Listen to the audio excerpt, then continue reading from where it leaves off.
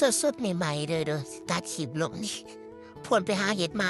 ตัวนี้ก็ถ่ายคลิปตั้งกล่องไว้เตรียมตู้สิไปหาเห็ดหามาแต่เฮ็ดดูเลยมาเบียกแต่สิไปหาเห็ดข่าวหนึงแต่ก็เห็ดเบียงคือเก่าเด้อทุกคนอันนี้น่ะ4-5คนไปน้ำกันสาวใจก็ไปน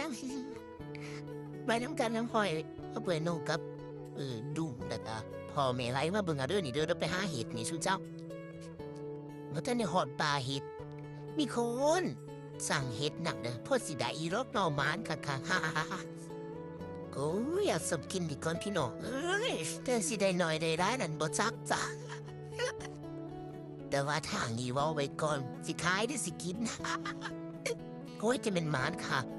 ไปถือหลอกสู้เดี๋ยวอุ้ยพี่น้อง ก็พอสิได้ขายได้กินอยู่บ่นี่ฮะซิลซี่ไปหน่อยหนึงทันดีหาเว้าได้เห็นนะเด้เฮ็ดสองหลอกนี่ อย่าฝ่ามาเลยอย่าฝ่ามาเลยสิอยู่ เห็นเฮ็ดสองหลอกแต่สุดท้ายก็บ่ได้ถ่ายคลิปมาให้เบิ่งเด้อทุกคนเด้อเบิดแต่เท่านี้คลิปเฮาเพราะว่าเฮ็ดมันหลายดายบ่ได้ถ่ายมาให้สุดเจ้าเบิ่ง ฮ่าๆไปบัดหน้าสิถ่ายมาให้เบิ่งคันได้ไปเก็บอีกเทื่อเนาะว่าบ่ได้เด้อนี่ก็เบิ่งรูปภาพก็ขึ้นไว้ ฮ่าๆๆสิได้กินได้ขายอีดีนำเขาเด้อเด้นี่เนาะ ฮ่าๆบ๊ายบายเด้อพี่น้องเด้อมื้อหน้าสิอ่านต่อให้ใหม่ ฮ่า